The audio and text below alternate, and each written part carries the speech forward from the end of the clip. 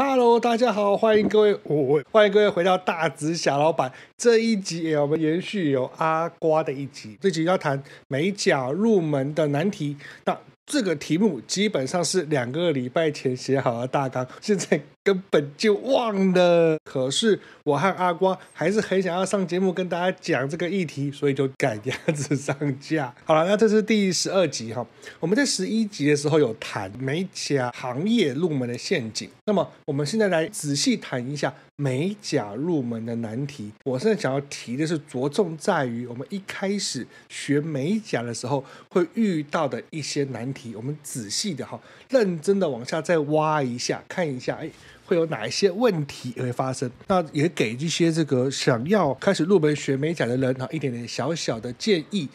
不要说这个叔叔我都拐大家来学美甲，最后大家都混得很难过。没有，我们现在就来谈美甲有多么难做不要这个随随便便跑进来之后才发现哇，原来不是想象中的那回事。当然我现在也可以讲了，因为现在我们没有开课嘛，现在没有加盟嘛，刚好可以讲这个。那以后我就不讲了，以后哪天换我当奸商的时候我就不讲了嘛，对不对？把握现在。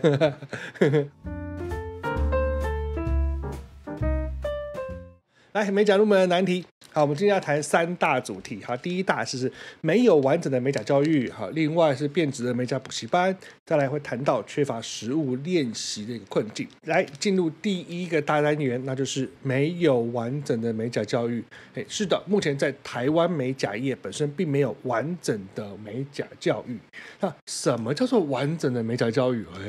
其实我最爱提的就是美发业。常常提美发业，因为美发业在台湾是比较有完整的教育的。它从高职体系开始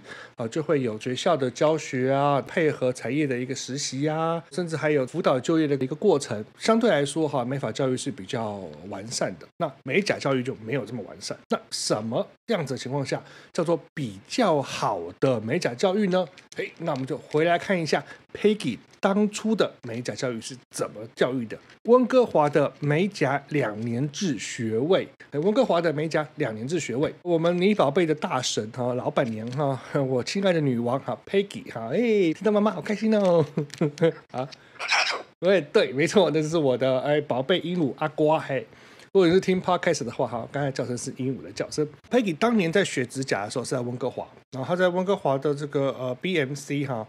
Branch McDonald Center 温哥华的一个分校。他当时学美甲的时候，在温哥华他是给2年制的短期大学学位，也就是说他拿的可是 college 的学位，学院的一个学位，短大学位跟大学生是一样的。如果说对比台湾的话，比较像二技2专，大概这样子的学位，就是接高中之后2年的一个学位这样子。那么2年之内，他们是不是只有关在学校学的包含学校的学习，然后跟同学互相的练习，然后甚至还有去外面去一般美甲店实习的机会，以及他们在校内自己做一些创意的练习，这都有这是一个很完整2年制的学位，完整学习以这个2年制的学位来说，我记得那时候 Peggy 上课的时间是1、3、5吧，好像是礼拜1、礼拜3跟礼拜5这几天是被关在学校里面的一整天。然后礼拜2、礼拜4、礼拜6，他预期是你会去找你的朋友们去当你的练习的 sample 的，也就是说他平常是1天上课，1天练习上课教的东西，以及在朋友身上在做作业。所以说在10几年前呢，他就要交作业，用什么交？用照片交。那时候我帮 Peggy 买一台数位相机吓死他们班同学了，因为他们班同学还在用那个底片所以那个时候交作业还用底片交作业的，这种底片照相照完再拿去冲完再拿去交作业的，去做一个 before after 跟他们美甲作品的一个展示。那时候我们台湾比较先进嘛那个时候台湾电子业比较先进，所以说我帮他带了一个好像300万还200万像素的数位相机过去，这样子吓呆他的同学们说怎么这么先进不过现在是没有这种事情的现在全世界都是地球村的所以他就1天上课1天练习交作业非常的辛苦。他们那个学校跟台湾的学校也不太一样的事情是应该是北美的学校都这样，好进不好出。他们学校虽然收了你的那个学费可是你不行的时候一样把你 fail 掉，所以好进不好出，甚至是连他那个美甲学院能够出去的人好像都不到一半能够如期出去的人好像都不到一半。学费照收，学费照收啊，学生照当，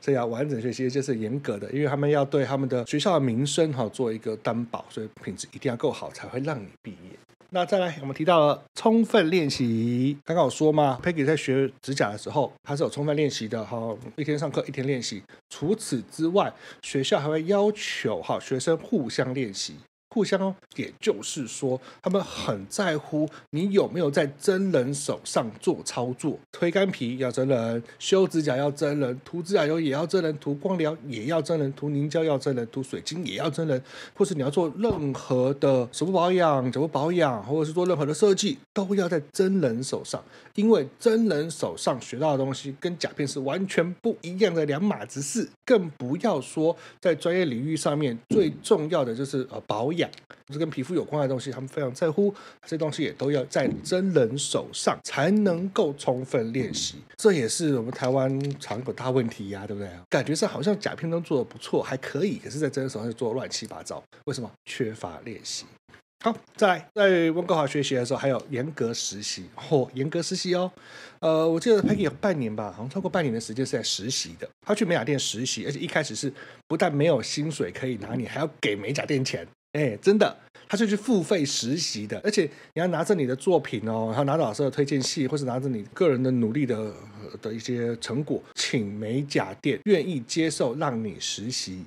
可是美甲店接受你实习的同时，他还要跟你收钱，对，美甲店还要拿学费，而且实习的时候他们是把你当做正式的美甲师来使用的，可不是旁边扫地而已。所以严格实习，那这是第一阶段。但后来还有另外一个阶段是去美甲店真的是接 case， 就是去当一个美甲师，去当一个美甲师真的去接 case， 真的去赚钱，真的去想办法来赚一点这个零用钱回来过日子。在他们学校里面除了和业界的实习之外，他们还有校内自己的实习。像 Peggy 刚开始学指甲的时候，他最常做的其实是学校的实习。他们学校有开放很多的名额给一般的民众过来给学生练习，而且这些练习有时候还要给他们钱，你懂意思就是他广招大众来学校当 model， 有些时候是当免费的 model， 可是很多时候是要当学校会付给你钱的 model。 学校为什么付钱给 model？ 那是因为学员有付钱给学校，所以说出来就是学员付钱请别人来当我的 model， 而且那个 model 还是社会大众，不知名的人，你不认识的人这样子。那因为BNC 是一个很有名的学校，所以当他开实习的服务的时候，会有很多人过来报名。那他们也会很诚实的讲有些部分是学校会给你钱，是给菜椒虐待的手指头给他们练习这样。那有些时候是他们觉得学生已经可以了，可是练习不够，所以学校会开那种很便宜的服务，例如说他们可能只要付几块钱10块钱，然后就可以来做什么保养，就可以来做指甲这样。也有些时候是真的是给一个可能市场价格一半的钱，然后给学生做学生价，都有看不同的等级不同状况来开服务来做个合作。所以说在他们的学校里面从一开始就有源源不绝的人给他们练习，还要跟朋友，还要跟同学有时候跟老师，有很多很多很多练习的机会。所以每个人毕业的时候都已经是很成熟的美甲师，就可以立刻执业了。我印象很深刻，Peggy拿完学位之后回台湾，因为台湾不太知道 BMC 学校的大名，可是 Peggy 就立刻做了一次给店家看，展示了一次给大家看。虽然那店应该还在，还蛮有名的。那时候店家直接跟 Peggy 开7万块，7万一个月7万，请 Peggy 来当 manager 吧，经理吧之类的。对，可是那时候 Peggy 没有兴趣没有兴趣当这个，对，他就自己开，他只是去玩一玩而已，看看别人到底怎么做生意的。好，那这样子，刚才讲完国外的美甲教育，那么回来讲台湾的。不过补充一下国外的月亮不是真的都比较圆他们虽然有完整的美甲教育可是在欧美他们一样也有很烂的美甲补习班教育。最好的跟最烂的都在那里他们社会的这个多元性好的也有差的，都有的。可是很可惜在台湾就比较不是这样，我们比较均一化，均值的不是那么的好。来，变质的美甲补习班，变质的美甲补习班。讲那个补习班之前我现在挨一下身为一间美甲店的老板其实我是很希望台湾的补习班要很厉害，非常厉害，天杀厉害，这样子的话我就可以直接使用补习班教出来的人来为我赚钱。在一个完美的情况之下，他们应该是给我导师的评分表、美甲的作品集甚至还有他们过往的经验就是照片过往做指甲的经验或者他们去比赛的一些得奖的一些名次，然后就知道说这里有多厉害，然后就可以直接使用它然后来帮我赚钱原则上是这样，可是实际上呢却不是这样我们现在每次补习班来的甚至是那种台湾最厉害的美甲补习班来的，问他们这个作品集呢没有作品集，然后要这个老师推荐信没有推荐信，然后跟他说那你总有 FB IG 的这个粉丝团总有放你作品吧没有，或是有的话几张照片而已要命了这都是我们现在遇到的问题。来，为什么会这样那就是我们美甲教育出了一些大问题好，哪些问题我们来提一下。首先，教育体制的美甲课教育体制的美甲课，所谓这种教育体制，台湾是一个爱读书的社会对不对？所以在台湾不管是大学也好，或者是高中职的教育也好，大家目的是为了要升学，所以比较少去学技能的东西。那尤其是美甲，一般在学什么美容美发科都在学美发也很少去学美甲，一点点，美甲学一点点而已。然后大学里面如果说有提到美甲的话，也都是一个学期，然后通识课吧2学分这样子，很少很少。那高职更不用讲了，也只是上个1学期的课，然后就这样了。那各位也要知道这种课当它不是主力的时候这学校都乱教一通，是的，乱教一通。所以说当我们看到前几年一开始大学开始教美甲的时候，我还很兴奋，看到来自于大学的美甲课的那个应征者的时候，我还找过来面试一下后来发现这是摇头比补习班还烂对，没有错，像我们现在都要求一定要美甲全科班大学的或者学校的高职那种学过1学期的那种，我们就没有把它看在眼里了。为什么？因为真的太随便了嘛。各位读过大学读过高职都知道台湾学校怎么搞的，所以就不用我再念它有多烂了。除此之外，教育体制还包含了像是职训局当你失业的时候，或者是当你转换跑道或想要便宜学分技能的时候，就可以找职训局。不过职训局原则上我们是期待职训局是可以负担起教育的责任，但是我们台湾的职训局比较不是这个样，它是委外的，所以说它又把这样的课程委托给外面的业者去处理，那我觉得也 OK 了。假设今天他是找台湾比较好的美甲补习班，然后去跟他谈，然后由政府拨一点钱过去，那 OK， 那也许教出来学生还可以不错。可是很可惜的事情是，只要跟政府扯上关系的就都要投标竞标，那结果呢，我们的补习班教育就越教越差，因为大家的时数就越砍越少，对不对？然后呢，根据我们公务员所需要的，当然希望所有的学员都可以通过通过率100%耶，大家都好棒棒，效果好好，是不是结果就导致职训局的更差差到不想讲了这样子因为传统教育太糟糕，所以美甲补习班成为主力，美甲补习班成为主力。当美甲补习班成为我们美甲业的主力的时候，那这时候又遇到了更大的问题了。美甲补习班它本身当然是希望越多人越好咯，传统上来说，正统学校当然是要对美甲业者做负责，所以他希望他的名声出来就要很有样子，这是真的。我在10几年前开业的时候，比较好的美甲补习班，他们的结业证书、作品集、他们老师的背书和老师的推荐信都是有用的，真的有用，很好用。到了现在就慢慢就变得不是这个样子了。好，为什么会这样子呢？谈到了这个变质的美甲养成教育，变质的美甲养成教育啦。照理说补习班是要对我们美甲店负责，所以他要在乎他的名字出来就很有用，只要是某一家毕业的我们就很喜欢才对。是的，一开始是这个样子，但是久了之后因为市场的关系，可能学美甲的人都希望花小钱赚大钱，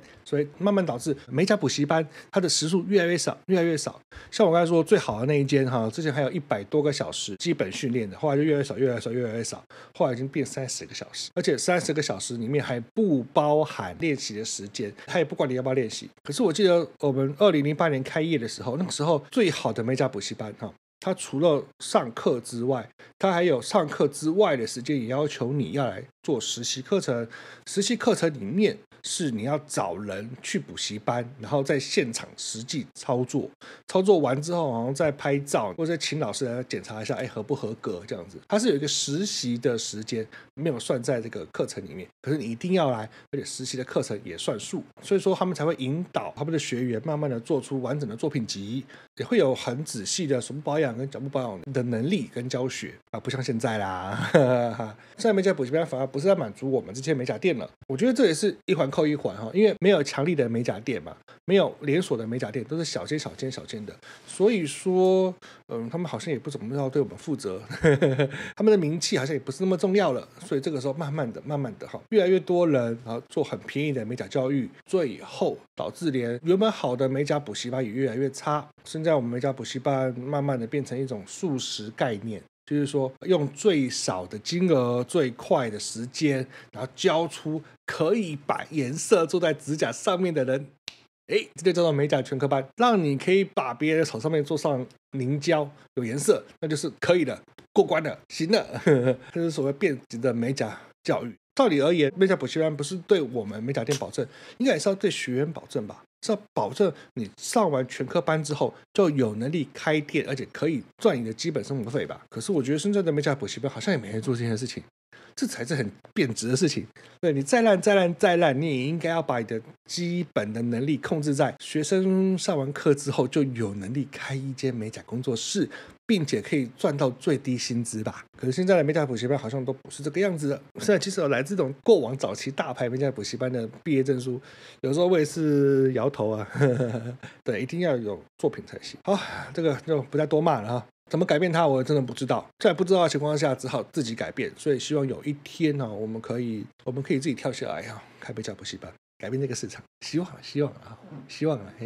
我不要沉迷在收入上面不要沉迷在我们店面的收入上希望我可以愿意牺牲我的营业额牺牲我的收入来造福这个美甲业笑得好心虚。好，下一个来。第三大问题呢，就是实务练习严重缺乏。美甲补习班因为弱，所以导致美甲老师也弱，所以美甲老师只负责展示。对的，一开始美甲老师真的只负责展示这让我很生气。像 Peggy 在国外学美甲的时候，那个老师可是握着他的手去感受你的肌肤，感受你的用力，感受你的每个角度，然后去帮客人做服务。美甲老师会把手交给你，然后你也去帮美甲老师做一些事情，去感受你的学生有没有做对，或者是更差，美甲老师也要站在旁边，然后看你有没有做好，或者是也要教着你一步一步来吧对不对？可是现在台湾的很多的美甲补习班，真的是老师只负责展示而已，老师站在台上，然后念经念给你看念完它或者是架一个摄影机，然后一个大荧幕，然后老师在甲片上做完之后各位同学照着做这样子，或者老师可能找他自己朋友，然后坐在真人指甲上面，也是展示给你看而已，就这样。那学生看完之后好棒，好，那各位同学自己练习回家多练习其实这是不对的正确来说应该是老师要1对1手把手坐在你旁边，或者是跟你交互练习你要去体会老师的那些细微的动作，这样才能把基本功做到扎实。什么该剪，什么该推，什么不该动什么不可以用，什么角度可以，什么角度不可以，照理而言都应该有老师1对1的把他最充足的经验交给你的。可是很可惜的事情是，现在台湾老师真的只负责什么展示。既然老师只负责展示，说句实话，那跟看 YouTube 有什么不一样？这是为什么最后我们决定要拍自己的那个 YouTube 影片做教学。为什么？反正各位上补习班也只是听老师展示而已，那不如我们来展示吧我还可以展示的细致一点点。头大的事情。好，下一个练习没有老师指导像我刚才有提这个很久以前2008年的时候，台湾的美甲补习班他们会有练习时间，不是上课时间，是练习时间而且你一定要到，然后你会约朋友或约网友来练习的时候呢，老师会在好，如果老师不在，助教也在；如果都不在，那至少老师也会在另外一边吧。然后等下你练习完了之后，就找老师验收，或者有问题找老师去问。所以他都有老师的指导，练习是有老师指导的哦。可是现在不是这样了，因为我们现在没有老师愿意花这么多的心血，而且学生也不愿意付这么多钱给老师，所以现在的练习就是自己回家练习嘛，对不对？练习完了之后呢，拍张照给老师看一下。那说句实话了，老师也不太会认真的告诉你哪边有做错，而且透过照片能够指出的问题也很有限啊。那更不要讲每次我在面试的时候，我想他们带照片来，我看了他们照片，就觉得天，这什么作品啊？那我就问老师看过没？都说我看过，老师都看过哦。那问老师有没有说什么他说没有，老师都说很棒。天哪，要命！练习的时候不但没有老师指导，而且现在老师明明看到有问题也不会告诉你了。我不知道是因为老师能力太差看不出问题，还是老师根本就懒得教了，基本上你颜色没有黑色涂成白色，他就让你过关这样子吗？我也搞不懂。反正现在练习没有老师指导是个很大的问题因为毕竟我们是一个做在人身上的事情，所以一定要老师指导啊，不然老师的经验又怎么转到大家的身上去呢？再来，台湾不能免费实习，没有错，台湾不可以免费实习。我们上一集有提到这事情再提一下。我不知道为了什么原因，当然我不是这其中的专业了。那原则上来说，台湾是不可以免费实习的。也就是说，今天有一个人想去当学徒的时候，他还不能当。对，没有错。今天在我们的法规里面，在我们的劳工的游戏规则里面，当我一个人像林亚瑟想要去当学徒的时候，基本上我是不能当学徒的。我是不可以当学徒的因为我去那边只要有工作，只要有我付出任何一丁点的事情，那么我就算劳工。那我是劳工，我就要收最基本的钱，就是最低底薪嘛，最低薪资。这部分就很难去举证对不对？那今天像我们美甲店来讲好了，如果今天有一个人他来我这边做实习，他来这边当免费的学徒，可是问题是当学徒那势必要帮我做事他只要帮我喊一声欢迎光临，那就算有做事，那么我就要付他薪水。那如果今天他想要实习，那他当然希望我能碰到我的客户，那只要碰到我的客户，就算帮我上班了耶，那我就要付他钱了耶。那更不要讲的事情是，其实我们根本不想要学徒去碰我的客户这是另外一层的事情，那就是不是政府不愿意我去收免费仔来实习，而是我也不愿意收免费仔来，因为我的客户都是宝贝我的客户是我的宝贝。所以说今天为了要让我的客户获得好的服务，我是要把我的美甲师训练再训练，考核再考核之后，我才敢让他在我的客人身上帮他做服务。可能今天来一个能力不足的人来说要实习，来说要使用我的客人来让他做练习，基本上我也不同意那我想我的客人也不同意吧？对，客人应该也不同意。所以说实务上面今天一个美甲新手能做的事情就是去网络上面征求免费的 model。可是问题又来了， model 也不会告诉你真实的答案你今天除非把 model 弄痛了，弄受伤了，血喷出来了，不然 model 也不会跟你讲不好吧。 model 一定会跟你说行了还可以了那自己涂乱七八糟他也说行了可以了，不要黑的涂成白就行了，对不对？因为大家这种赚免费的嘛，只要谈到免费，所有人接受度都很低。如果今天有人要免费载你上下班，你当然车再烂都可以嘛，对不对？如果说今天要跟你收个10块钱，那你就要求他的车一定要比公车漂亮吗？如果今天载你上下班跟你收40块，那你就要求他比什么捷运漂亮嘛？都是这样子的咯。指甲也是。所以今天你去找免费的 model 来 ，model 给你的那个 feedback， 给你的那个回馈是很少的，你也很难去追踪那个 model 到底后续会怎么样。说实话，真正能够成长的部分是有限的，而且在你练习的当下，也没有人指导你什么是对，什么是错。所以说导致大家练到最后都只能练到就是 model 不要受伤，作品不要太差，就只能到这边了。如果只能到这边的情况之下，那么你的美甲的收入当然只能够一个做699咯，对不对？因为跟平均水准一样嘛。所以就这样。可是我觉得如果说今天一个美甲师想要精进的话，实习在人生上面做实习是很重要的事情台湾不能免费实习，这是严重的事情，这个扼杀了美甲店，也扼杀了美甲师。那这怎么办呢？其实我也不知道怎么办呢。可以啦，其实可以解决的，就是我们当学校菜椒就是学生们交钱给美甲店，然后来美甲店做参观的一个动作。我们是学校，那他们交钱进来，那这样就 OK。可是有多少人愿意接受呢？我觉得也很难我也不愿意对有人付我一大笔钱，我也不太愿意。就稍微的结尾一下，这边谈到这个美甲入门的难题啊。我们提到了在台湾没有完整的美甲教育，然后另外在台湾的美甲补习班也变质了，现在有点像学店，而且教的东西很少，想说赚快钱，钱赚了就走。另外我们谈到严重的缺乏实务练习，也就是说当你还是新手的时候，没有人愿意训练你，你也无法去找人来教你，你想要去当免费的学徒，别人也不收你，而且即使你想要付钱当学徒，别人也不收你啊，这就是美甲目前入门的难题。所以各位，如果说你今天你要学美甲，正准备从零然后踏入美甲第一步的时候，请注意啊，美甲的3大问题，在你学美甲的时候，请先想好，不要第一步就死在沙滩上。当然啦，如果各位听完之后有想要跟我讨论的、指正我的、交流的，或者想要告诉我说，没有，我这个补习班很好，或是没有，我这老师很棒，那也欢迎留言哈，让大家能够有更多的交流，也可以让想要学美甲的人有更多的机会啊，找到正确的东西。因为我刚才讲的这些，上面讲的所有东西都只是个大概的啦哈，一定有特例吗？不然怎么你宝贝活下来呢？我们特例咯，那也有些自然店也活下来了，为什么？特例，总有特例。好，那我很希望我们能够透过讨论，好找出这些特例。然后想办法向特例学习，这样才会过得轻松一点啊！不要大家都一直每个人都说美甲好难做，美甲好失败，大家都赔钱，这样是不行的。好，这样美甲业就会慢慢越来越弱，越来越弱，越来越弱哦，那就紧张了。因为这个我还想靠着这个美甲业赚大钱，早退休。好，那今天我们就聊到这边，说拜拜了，好不好？乖乖，好，拜拜，拜拜。